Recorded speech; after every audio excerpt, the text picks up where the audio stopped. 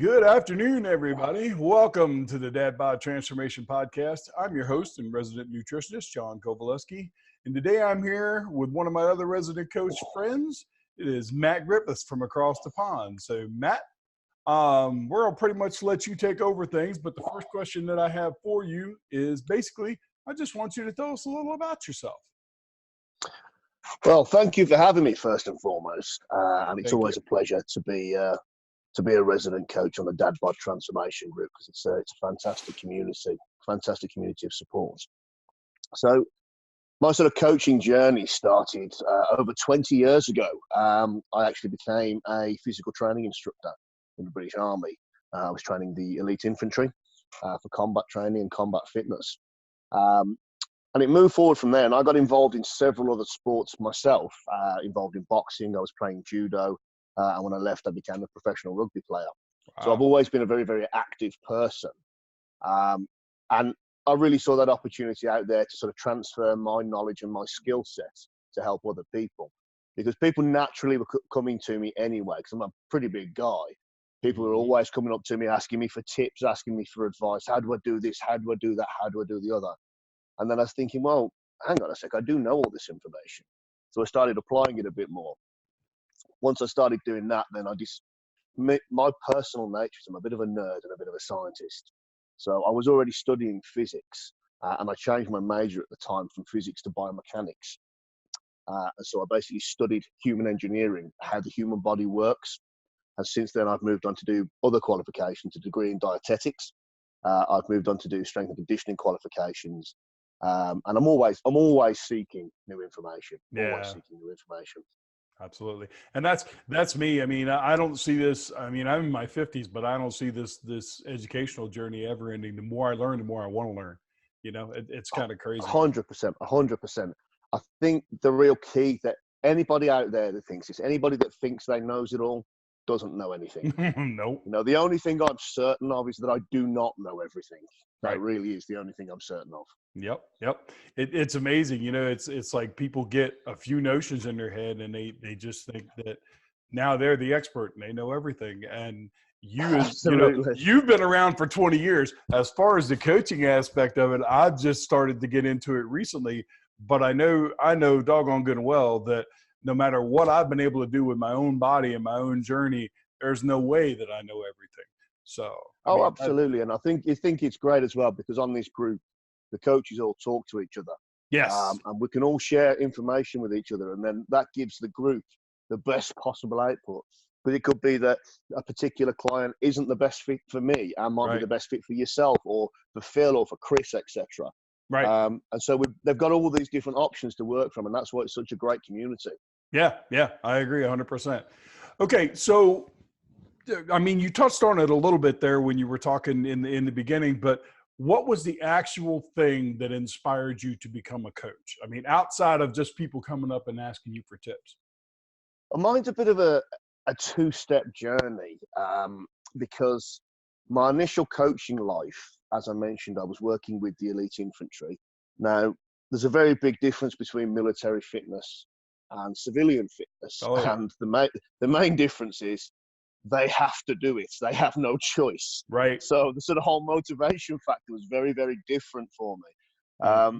And then when I moved into sports myself and I started studying the science side of things, I naturally drifted into sports coaching. So I was coaching anything from professional squash, which is very similar to racquetball over in the US, to sort of rugby players, a few American football players, etc. Right. But it's a very different aspect with these people, because they're very, very driven individuals. They want to be the best at their sport. Yeah. So, you know, one of my close friends was one of the top UK cage fighters, MMA fighter, sorry. And it's very, very easy to motivate someone like that.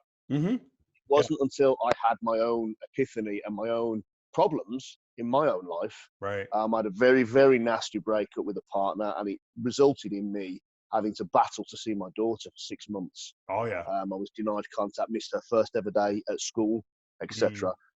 And I actually stopped and I sort of reevaluated my life a lot and where I was I happy? I in my own personal sporting life, I'd become obsessed with powerlifting to the point where it had almost taken over my life. Right.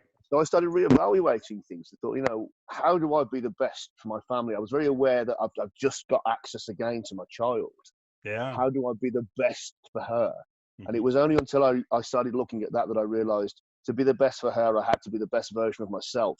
And that doesn't always mean the most ripped, the most buff, the most, Mm-hmm. it's the most mentally stable, the most, happy, driven to take her forward in my life. And that's when I switched my focus mainly to focus on sort of like middle-aged men and dads, etc. Being able to help the people out there that really need the help, because these athletes can go to anyone. They've got the backing, they've got the financial backing, they've got the they've got all the nutrition support, they've got flexibility coaches, all this coming out of sports clubs, etc., funding, sponsorships. And it's great when you've got that. Sure. But these people, it's nice to be able to help people that haven't got that. Yeah. And that's where my sort of motivation came from. I thought, I've been there. I got, even knowing what I know, I got terribly out of shape and terribly unhealthy to the point where I actually was collapsing from anxiety attacks. Wow. And I turned my life around, stripped myself down, lost a bunch of weight, and I'm happier than I ever have been now. So I'd like to be able to sort of get people to that mental state now. Absolutely. Absolutely. It's one of the things that on a daily basis, as I go through the group, it just amazes me. And it actually touches me from my aspect of how I tend to do things, because I'm a 100% holistic coach. I want to know everything about you that you can tell me or that you're comfortable sharing with me. Yeah, absolutely. I want to know what drives you. I want to know, like I was saying before, I want to know what it is that triggers the response in your head that wants to make you eat that bad food. Or find your reason why. Yep. We've both talked about it. We both put videos out in the group here recently about it, and your why is the main driving factor of anything. Absolutely. You, it's your daughter. For a lot of the guys in the group, I mean, the majority of the guys in the group are dads, so they want to be healthier for their family, because the healthier you are, the more you can do with your family, the longer you're going to be absolutely. Yep, absolutely. And I was sitting north of 330 pounds, and I was struggling to walk up a flight of stairs. And then I've got a young daughter that wants to go out and play, and I've taken them to the park, and I'm just the man sat on the bench while they're running around. And now I'm the one that's chasing them around the park for hours, running around like a crazy person. And it's an amazing feeling. It's an amazing feeling when you can take yourself from that one aspect and put yourself in that other, in that other frame where you could just run around and do those things. It's like, 100%. I've got a 6-year-old grandson that, if it was up to him, I would literally do nothing but nonstop chase him around the house when he's here. and while I love it, I mean, I'm currently having knee issues right now, so I can't do a whole lot of chasing, but he'll walk slow for me so I can.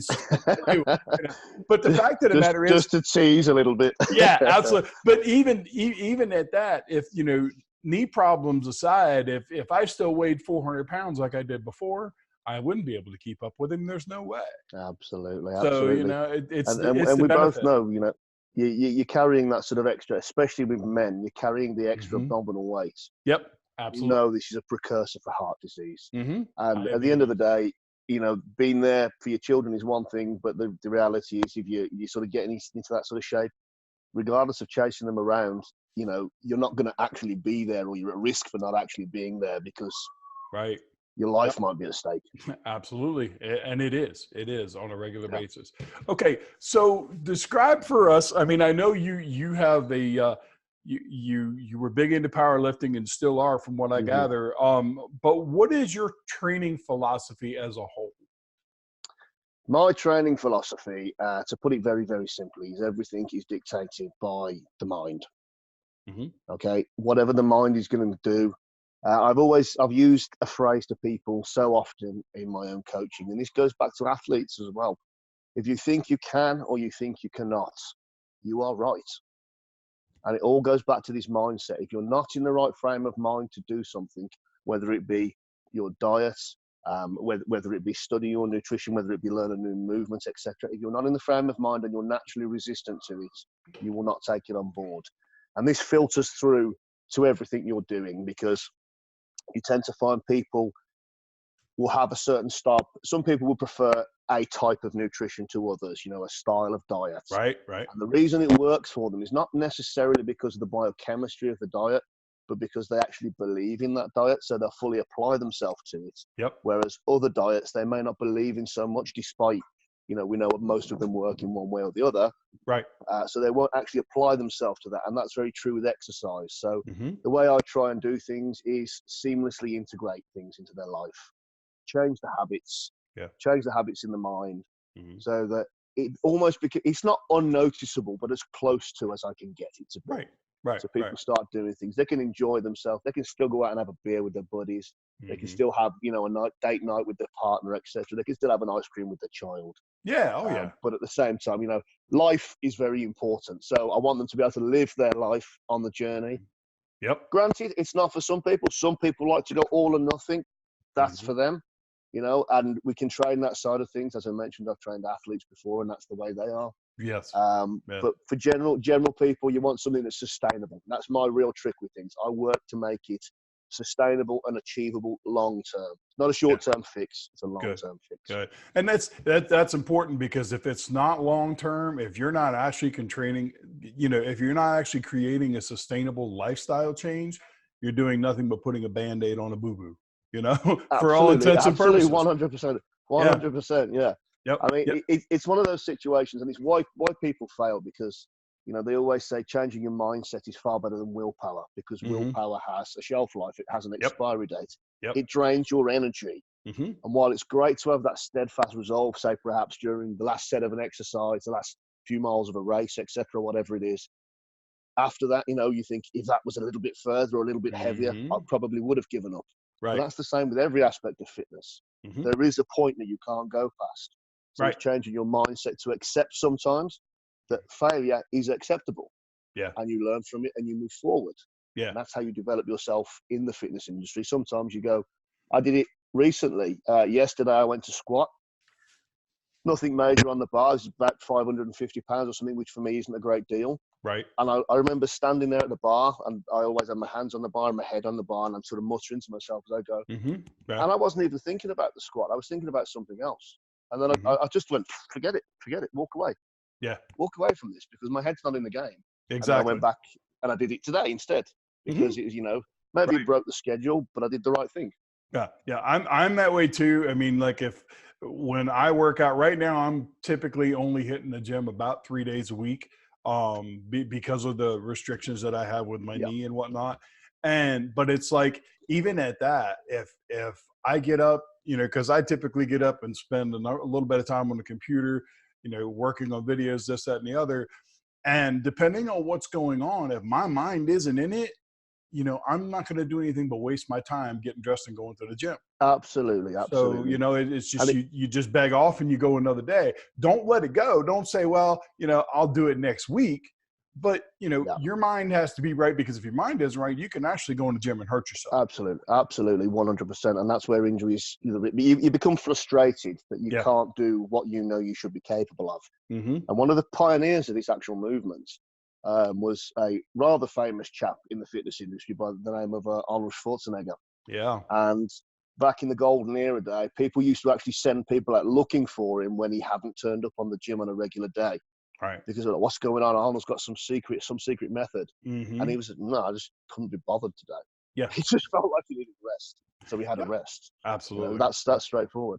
And it's funny you say that, because, you know, everybody sees that famous meme that is out there about Arnold, about rest. What is the rest muscle and how do you train it? You know, but he was, he was very smart. He knew when his body was at that point, and he was like, nope, you know, I'm not going to the gym today. I'm going to hang out at the beach or do whatever, because it's all a piece of a puzzle, you know, whether it's nutrition, whether it's exercise, whether it's your family, it all goes together in one big puzzle, and the pieces have to fit. And if they don't fit, you know, anybody that's ever done a jigsaw puzzle knows if you try to jam the pieces together, you'll either A, break them, or B, never get them apart again if you do get them together.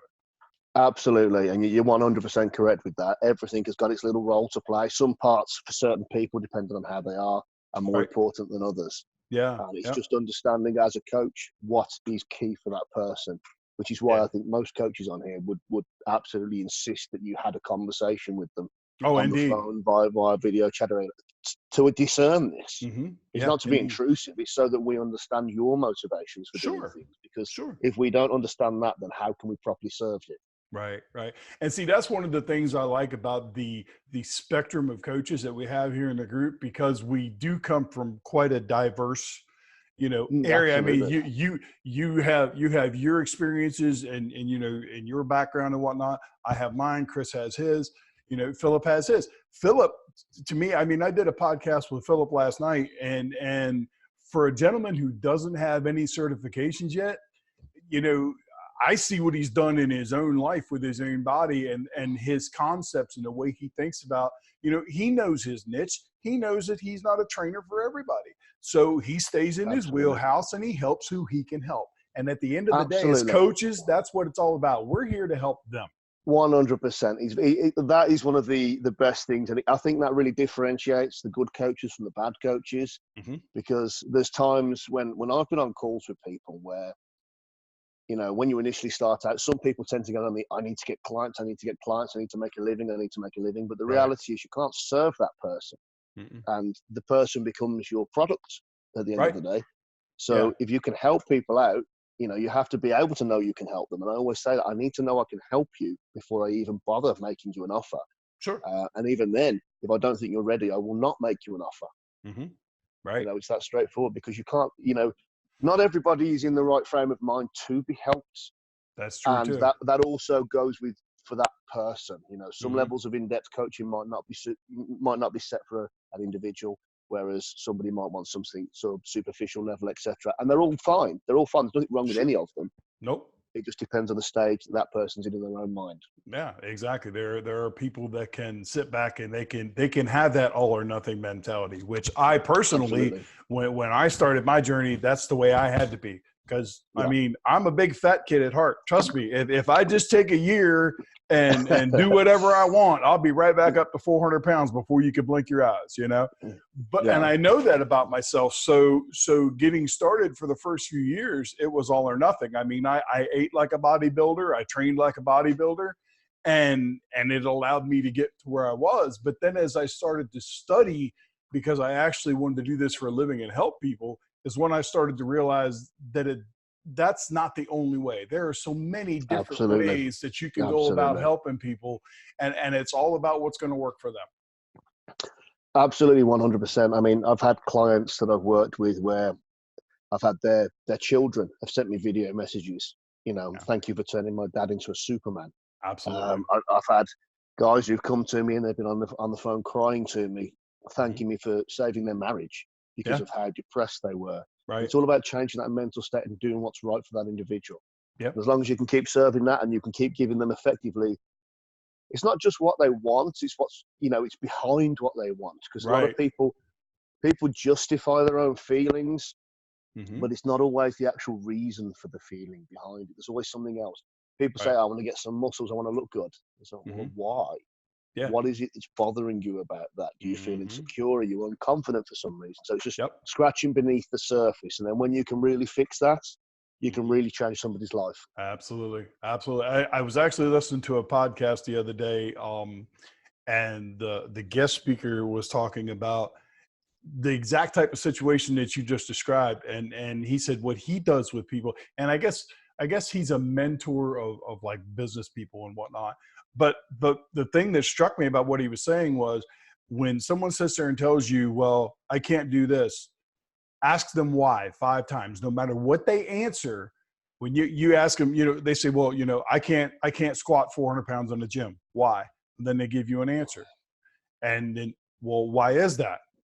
Ask them why 5 times. And usually by the time you get to the 5th why, you get right down to the nitty gritty of what it is. Absolutely. That's it. So that's it. And then you need to be, and then you're effectively, your job as a coach is to change it to the, I can't squat 400 pounds yet. Exactly. So it changes their mindset from being, I can't to I can't yet. I will.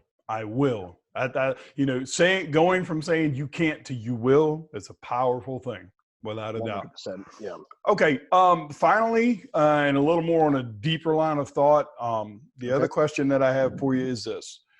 if you could affect one thing about health and nutrition on a global level, worldwide, what would it be and how would you go about doing it? The real movement that I'm trying to do at the moment, and the real thing I'm trying to change, is to cut out the nonsense for people. Mm-hmm. And my motivations for doing that is I believe it makes it more accessible and more honest. Right. Because I think there's a lot of misinformation out there. A lot of people say very catchy things, but they're not necessarily being honest about how they're going to affect a person. Right. And that I have a personal problem with that kind of thing, because I don't want the fitness world and coaches to be associated with the sort of level of honesty you'd get with a politician. You know, that's not. Or how automotive mechanic. Automotive mechanics get a real bad rap. You know, that sort of thing. And I've always said this to people, because an element of what we have to do when we talk to people sort of comes into sales. Yes. And I personally hate that, because what I love doing is helping people. I want people to be able to come to me knowing that I know my stuff, knowing that I can help them. We have a discussion, we make an agreement, you know, and there's no nonsense. There's no fronts. There's no nothing. It's just honest people dealing with people, giving an honest service. Right. So that'll be the thing. Cutting out that nonsense, cutting out the sort of BS, making it accessible to everyone. Right, right. And you know, what it boils down to in a nutshell, and the fitness industry is just like anything else that people make money off of. Okay. You've got those guys out there that all they're worrying about doing is racking up their client tally and watching their bank account rise. And, you know, they sit out here with these cookie cutter programs and these cookie cutter diets, and they hand out the same thing to every client, whether he's a 35-year-old dad of two or a 25-year-old guy that's in the gym trying to be an athlete. You know what I'm saying? That's right. That's right. And you're spot on with it. You know, you're absolutely spot on. It's the amount of flat out bullshit that is out there in the fitness industry right now. Yeah, I mean, one of the phrases I always say to people on this, with the cookie cutter and with these generic fixed programs, etc., is if you ask a statistician the mean average temperature of the body when your head is in the oven and your feet are in the freezer, you're all right. But that's not the reality of the situation. Right. You know, and I say to people, what is average? You know, distinctly beige or vanilla. It's like, but what is average? Who's average? Right. Who decides what average is? You know, I mean, and in studying biomechanics, I realized that there's tiny little differences in movements make such big changes. Yeah. Differences in people's chemical makeup make such big changes. Cookie cutter might work for some, and people will have that confirmation bias to go, try this, it worked for me. Try this, it worked for me. Right. They're not you. You know, they aren't you. We're not all the same. We don't all look the same. We're not all the same height, same weight, etc. Right. We're all different, and that's what makes humans great. Yeah. But that means we all need something different as well.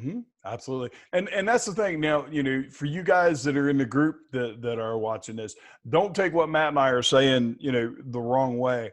Anecdotal information and the advice that you guys give just based on what you have done and what has worked for you, that's what this group was built on, man. You know, it's all about us being a brotherhood and sharing our experiences. Don't stand there and say that your experience is the only way to do things, but by all means, continue to share, because that's what makes this group great. Absolutely. All right. Well, Matt, I'll tell you, man, I really enjoyed this. You and I have talked a lot, both, you know, in the group and on the messenger, whatnot. And I was really looking forward to doing this podcast with you. It's been a pleasure, absolute pleasure. I think you do a tremendous job of putting content together and putting it in the group and inspiring these guys. Well, thank you. And as a relatively new coach in the business, you know, granted, I think I'm a little bit older than you, but I aspire to be as good as you are, in my opinion, at reaching people in the way that you do. Well, that means a huge amount to me, and it's nice to sort of be able to sort of there. And obviously, I'm here for you as well to help you out on your journey. Absolutely. Because that's what we do. It's all this group is fantastic because it's a brotherhood. That's what it is, and I love that about it. You know, if anyone starts being negative, it's so quickly jumped on by the moderators and the guys in the group. Yeah, and then that's the funny thing. Just as fast by the guys in the group do they get on them as we can. It's really amazing. It's amazing. All right, buddy. Well, I know you're a busy man, so I'm going to go ahead and let you go. Hopefully we'll get together and do another podcast about something here in the future. I'm sure we will at some point. Thank you so much for having me. To the guys watching, thank you for your attention. Thank you. Matt, have a good day, buddy. Take care, buddy. Bye bye. Bye bye.